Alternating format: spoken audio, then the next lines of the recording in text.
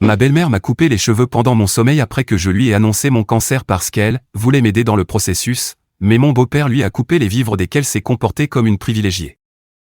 J'ai 33 ans et on m'a diagnostiqué un mélanome, un cancer de la peau, il y a environ 3 semaines. Je me suis toujours bien protégé du soleil, mais j'imagine qu'il y a des choses qu'on ne contrôle pas. C'était encore pire d'apprendre qu'au moment où ils l'ont trouvé, il était déjà au stade 2 et pas loin du stade 3. Donc c'était un mélanome et il fallait agir vite pour éviter plus de dégâts. J'étais déjà très secoué par tout ça. Mais il a fallu que ma belle-mère vienne tout aggraver. Ma belle-mère, appelons-la Kate, ne m'a jamais beaucoup aimé. Pour mon mari, elle a fait des efforts pour me tolérer. Pareil pour ma belle-sœur, appelons-la Anna. Et quelque chose qu'elles m'ont toujours envié, ce sont mes cheveux, parce que j'ai de très longs et beaux cheveux grâce à mes gènes. Ma mère est Pandjabi, originaire d'Inde, donc en général nous avons de magnifiques cheveux. Et comme je suis le sikhisme comme ma mère, je n'ai jamais coupé mes cheveux. Vous pouvez ajouter cela à la liste des choses qu'elles ont contre moi. Elles n'aiment pas que je sois métisse ni que ma mère vienne d'une famille immigrée. Elles n'aiment pas non plus que je suive une religion différente du christianisme, comme le reste de leur famille. Mais ce n'est pas comme si je ne respectais pas la leur, mon mari et moi célébrons chacun les fêtes de l'autre et respectons nos croyances respectives, comme mes parents l'ont toujours fait. Bref, ce n'est pas le point principal. Comme je le disais, elles ont toujours été un peu jalouses parce que mes cheveux sont très longs et très beaux, et j'en suis très fier, car je les soigne depuis que je suis enfant. On me complimente constamment dessus et ça fait partie de ma beauté.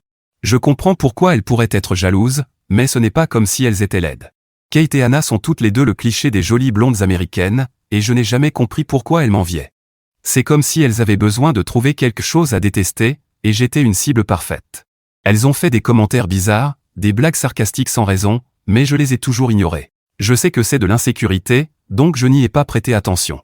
Mais je n'aurais jamais imaginé que Kate ferait quelque chose d'aussi fou.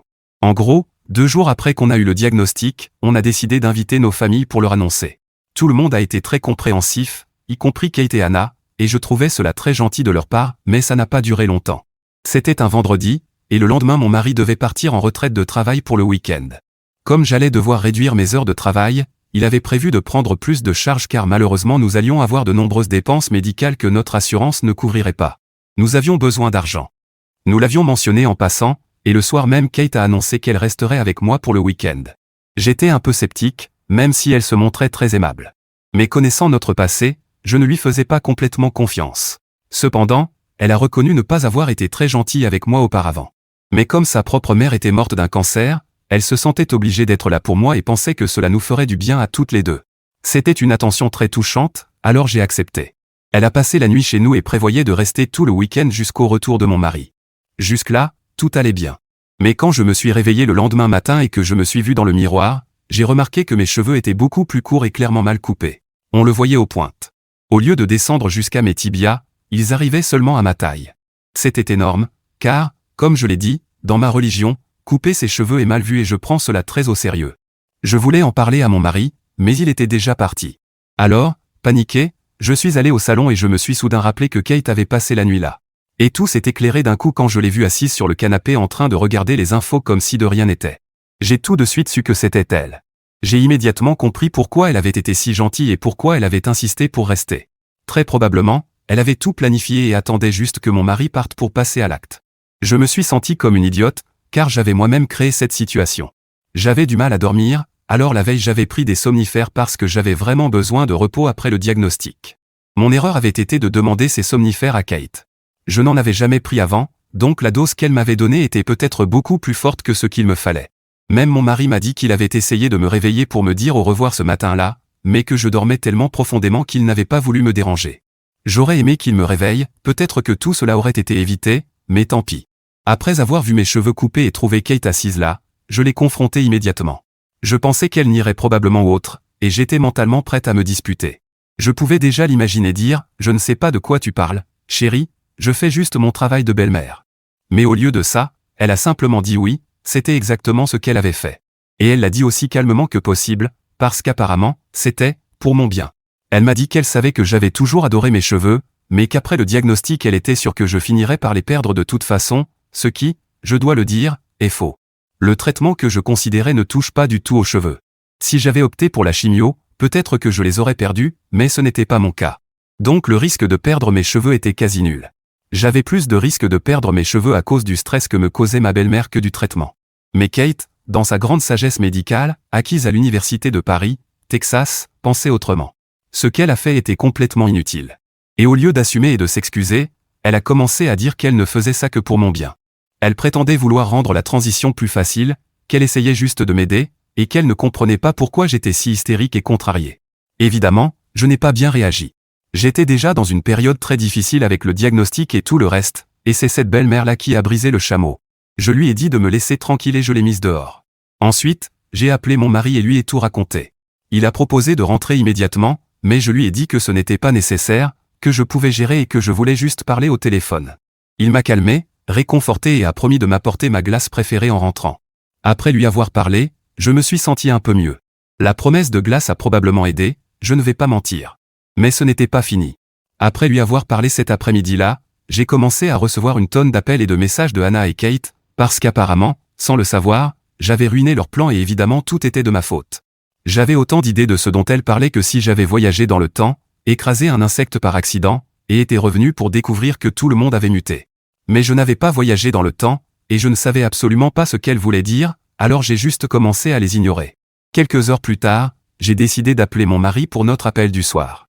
Quand il a enfin répondu, j'ai compris ce qui s'était passé après mon appel précédent. Correction, quand il a répondu, j'ai appris comment le karma les avait frappés de plein fouet. Il s'avère qu'après que je lui ai parlé, mon mari a décidé d'appeler son père pour tout lui raconter. Et mon beau-père est un homme sérieux, du genre qui dit bonjour en haussant un sourcil et c'est toute la conversation que vous aurez avec lui avant le soir. C'est l'une des personnes les plus intègres que je connaisse. Dès que mon mari m'a dit qu'il avait parlé à son père, j'ai su que ça n'allait pas bien se terminer pour Hannah et Kate. Et j'avais raison, mais c'était encore pire que ce que j'imaginais. Apparemment, après que je l'ai mise dehors et qu'elle est rentrée chez elle, Kate a agi comme si rien ne s'était passé. Mais quand mon mari a tout raconté à mon beau-père, c'est là que ma belle-mère a vraiment commencé à avoir peur. Au début, Kate a nié toute mauvaise intention et a dit qu'elle essayait juste d'aider. Mais sous la pression et les questions insistantes de mon beau-père, elle a craqué et a fini par admettre qu'elle avait vu l'occasion et l'avait saisie, coupé mes cheveux. Et pourquoi avait-elle fait cela? La réponse est simple. Absurde, oui, mais simple. Et j'aurais dû m'en douter. Hannah s'est fiancée il y a un mois et tout le monde était très heureux pour elle. Même si elle ne m'aimait pas, elle allait devoir m'inviter au mariage pour faire semblant que la famille s'entend bien. Et je le savais. Vous le saviez.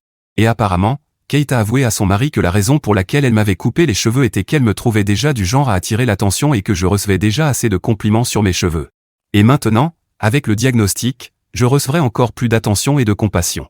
Alors elle a décidé de me couper les cheveux parce qu'elle pensait que l'immunothérapie affecterait mes cheveux de toute façon et qu'elle ne faisait que lui donner un petit coup de pouce, car elle ne voulait pas risquer que le traitement ne les fasse pas tomber avant le mariage tout en pensant que ce ne serait pas grave. C'est sa version. Mais au moins une chose était claire, elle m'a coupé les cheveux délibérément et l'a fait pour sa fille. Je n'arrive pas à imaginer que quelqu'un puisse être aussi peu sûr de soi et mesquin au point de faire ça à une personne nouvellement diagnostiquée d'un cancer juste parce qu'elle a peur de ne pas être le centre de l'attention à son propre mariage. Un mariage où sa fille aurait eu toute l'attention, puisqu'elle est une belle femme, aurait une grande robe, et que c'est son mariage. Sérieusement? En quoi tout cela a-t-il le moindre sens? À mon mariage, je suis certaine que certaines personnes ont pensé que je n'étais pas aussi sublime que peut-être Kate ou Hannah, puisqu'elles étaient plus apprêtées et maquillées que moi. Est-ce que ça m'a dérangé? Pas du tout. J'étais occupée à être heureuse parce que j'épousais mon mari, celui que j'ai choisi et qui m'a choisi pour passer le reste de nos vies ensemble. Je n'avais pas le temps de réfléchir à qui était mieux arrangé que moi, je n'avais pas de temps pour ces bêtises. Je ne comprends pas comment des personnes qui ont tout dans la vie peuvent être aussi peu sûres d'elles. Quoi qu'il en soit, ce qui est fait est fait. Non, je ne peux pas recoller mes cheveux, ça ne fonctionne pas comme ça. Et je pense qu'elles devraient prendre leurs responsabilités au lieu de chercher des excuses. C'est là que le karma intervient, mon beau-père a décidé qu'il ne financerait pas le mariage.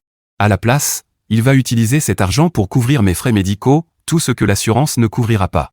Ce qui est une excellente nouvelle pour mon mari et moi, car cela enlève un énorme poids et évite que mon mari doive travailler autant alors qu'il pourrait passer plus de temps avec moi pendant ma maladie. Évidemment, ça a été un choc énorme pour l'ego de Kate et Hannah. Et à qui est-ce la faute, selon elle? À la personne qui écrit ce post. La tempête a commencé. J'ai déjà commencé à utiliser ces fonds pour mes traitements et elles sont très contrariées. Dans les 2 semaines qui ont suivi, je les ai bloquées et je n'ai plus eu aucun contact. Et par solidarité envers moi, mon mari les évite aussi. Mon beau-père s'est excusé et je suis tellement reconnaissante pour tout ce qu'il fait, car il n'est pas obligé de le faire. Mais par gentillesse, il se montre incroyablement généreux. Je sais qu'il essaie de réparer les dégâts que sa femme et sa fille m'ont causés. Mais il semble être le seul à vraiment se soucier de moi, car Hannah et Kate continuent d'être odieuses. Hier après-midi encore, J'ai reçu un message d'elle depuis un autre numéro disant que Anna et son fiancé avaient décidé d'annuler le mariage pour l'instant parce qu'ils n'avaient pas assez d'économies pour faire le mariage qu'ils voulaient. Donc jusqu'à ce qu'ils réunissent l'argent, ils vont devoir reporter. Je ne vois pas comment c'est ma faute, je n'ai rien demandé. C'était un geste que mon beau-père a fait pour s'excuser, alors que ça aurait dû venir de ma belle-mère. Et elle devrait être reconnaissante, car j'aurais pu la dénoncer pour agression, mais son mari a été tellement généreux que nous avons décidé de ne pas le faire. C'est le meilleur scénario possible pour elle, car si on allait au tribunal, ça se passerait très mal. Imaginez, on est devant le juge et il me demande ce qui s'est passé. Moi, ma belle-mère m'a coupé les cheveux pendant mon sommeil. Juge, votre belle-mère a fait quoi? Moi, oui, elle l'a fait pendant que je dormais après avoir pris des médicaments parce que mon diagnostic de cancer m'empêche de bien dormir. Juge, huissier, dites à ma secrétaire d'annuler ma séance de spa de l'après-midi. Maintenant, Hope, pourquoi votre belle-mère a-t-elle fait cela? Moi, parce que mes cheveux rendaient sa fille jalouse à l'approche de son mariage.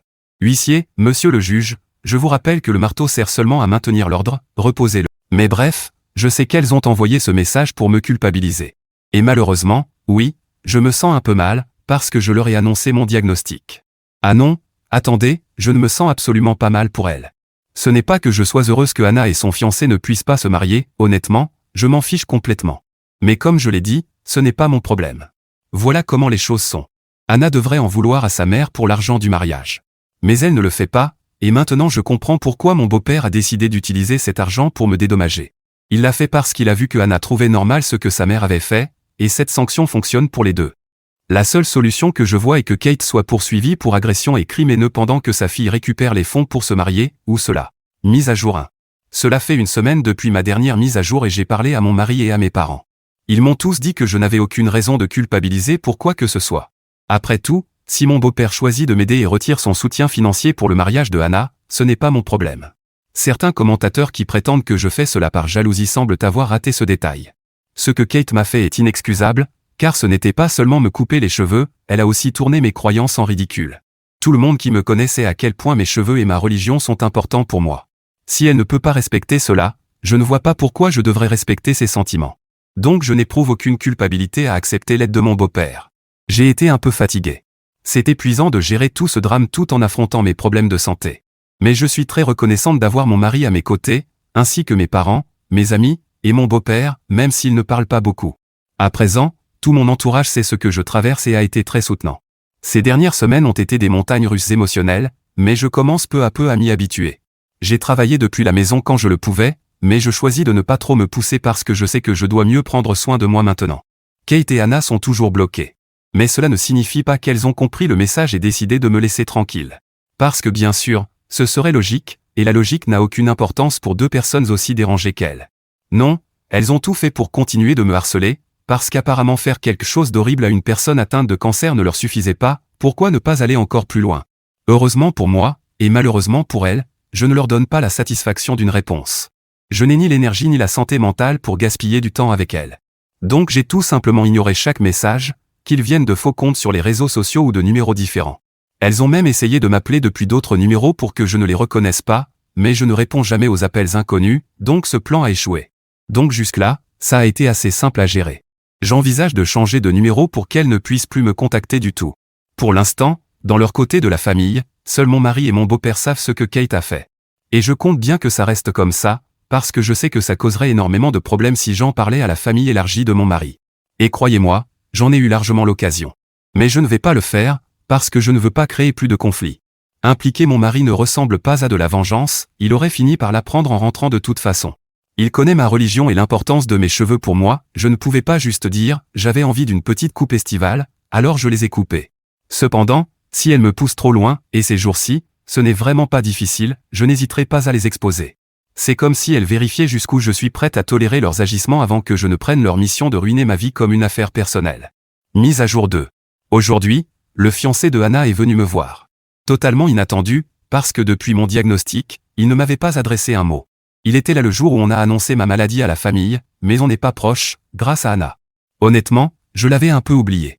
Mais aujourd'hui il a débarqué chez moi sans prévenir et m'a prise complètement par surprise. Il a été très gentil et poli, il m'a demandé si on pouvait parler parce qu'il y avait quelque chose qu'il voulait aborder. Pendant un instant, je me suis demandé si j'avais une prosopagnosie, parce que, gentil, et, partenaire d'Anna, ne vont pas ensemble. Mais non, C'était bien lui, ce n'était pas ma cécité faciale qui se manifestait. Une fois assis et les banalités échangées, il est allé droit au but et m'a dit qu'il pensait me rendre visite depuis un moment parce qu'apparemment Kate et Anna étaient très contrariés par la décision de mon beau-père à propos de l'argent du mariage.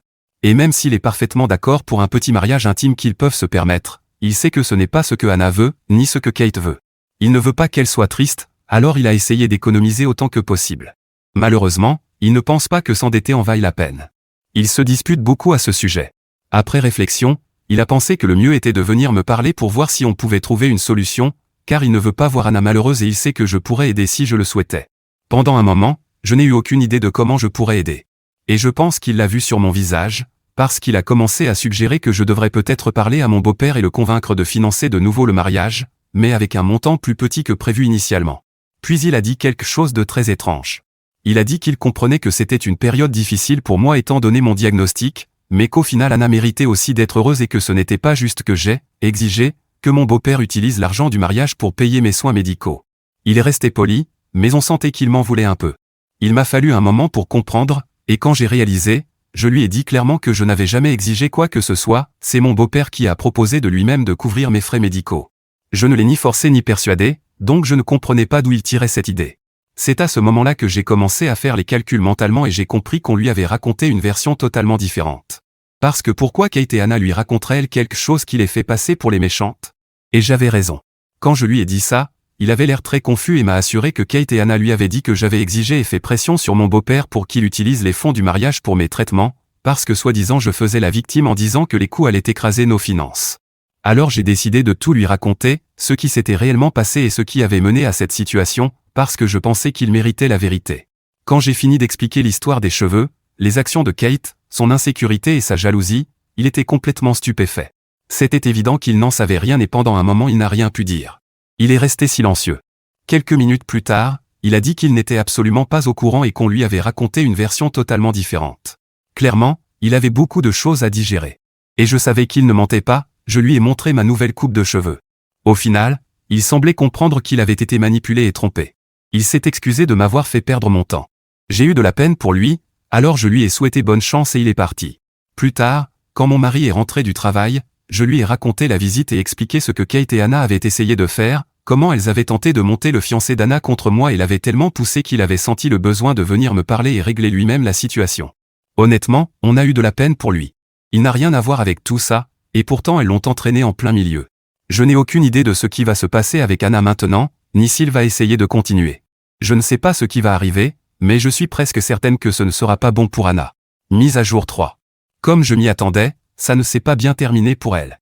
Après m'avoir parlé, j'imagine qu'ils ont eu une confrontation. Je ne sais pas exactement ce qui a été dit, parce que Anna ne va pas me raconter ça, mais je sais avec certitude qu'ils ont décidé de faire une pause. Au lieu de réfléchir et d'essayer d'être une meilleure personne, elle a décidé de déverser toute sa colère sur moi. Peut-être que, si elle réfléchissait vraiment, elle réaliserait que ce n'est pas ma faute et que c'est celle de sa mère ou des mensonges qu'elle a racontés à son fiancé. Mais puisque je n'ai pas fréquenté l'université de ma belle-mère, je ne suis peut-être pas qualifiée pour avoir une opinion. Elle s'est défoulée sur les réseaux sociaux.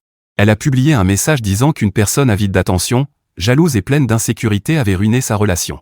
Pendant un moment, j'ai cru qu'il y avait eu infidélité, mais non, c'était évidemment à propos de moi. Ça pourrait aussi parler de sa mère, ses adjectifs lui vont parfaitement, et ce serait même juste, mais je suis certaine qu'elle parlait de moi. Et bien sûr, Kate s'est précipitée pour la défendre, en commentant comme si sa vie en dépendait. Elle a laissé une quinzaine de commentaires sous le même post, comme si elle ne connaissait pas le bouton « Modifier » ou qu'elle y était allergique. J'imagine qu'ils n'enseignent pas ça à Paris, Texas. Beaucoup de gens ont commencé à poser des questions parce que tout ce qu'elle disait était vague et donnait l'impression qu'il y avait eu tromperie.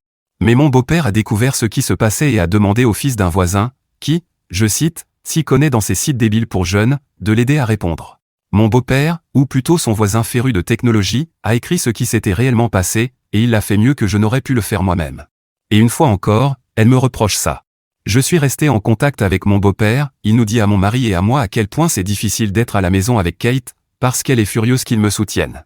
Ce n'est pas vraiment une conversation, juste des mouvements de sourcils et quelques mots marmonnés. Mais après tant d'années, je pense parler couramment son langage. J'ai de la peine pour lui, parce qu'il est en plein dans la tempête. Mais au bout du compte, peut-être qu'ils résoudront leurs problèmes et passeront à autre chose.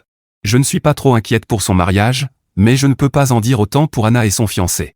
D'après mon beau-père, ils ont eu une grosse dispute et Anna a décidé de retourner vivre chez ses parents pour un moment.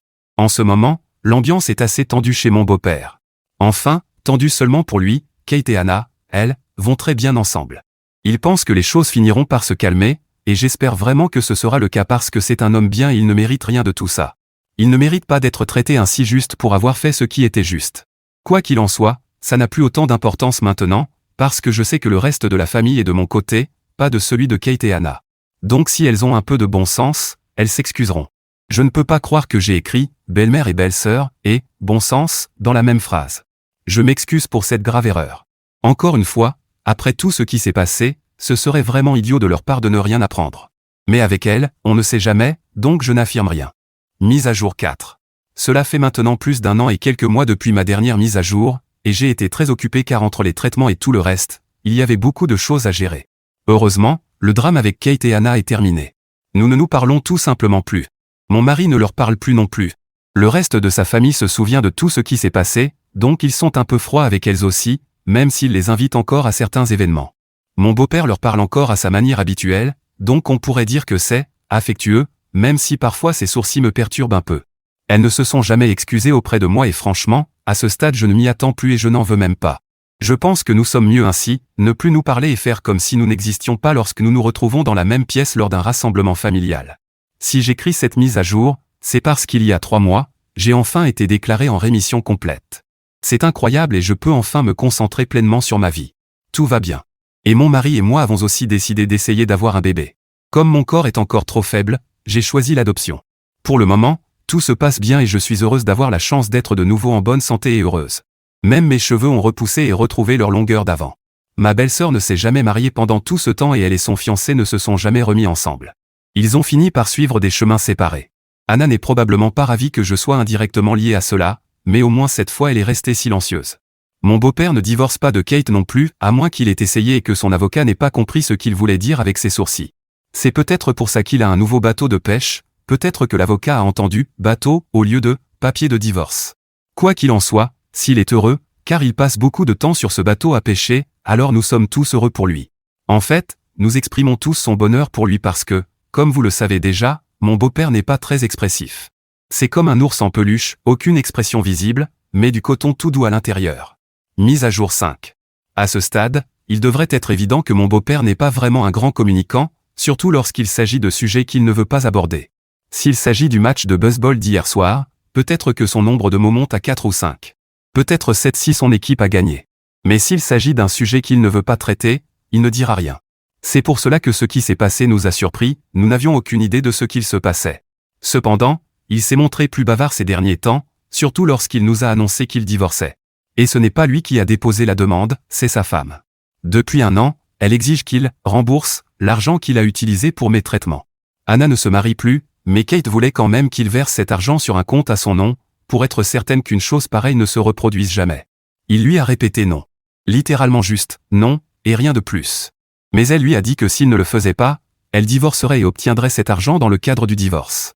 Devinez quoi, mon beau-père lui a donné le divorce et n'a même pas eu à lui donner cet argent. Ils ont simplement divisé les biens à 50-50e et voilà. Pour ceux qui espéraient le voir enfin libre de ma belle-mère, c'est une excellente nouvelle. Je ne sais pas trop quoi ressentir. Je n'aime pas ma belle-mère, oui, mais si elle rendait mon beau-père heureux, cela ne me dérangeait pas qu'ils restent ensemble.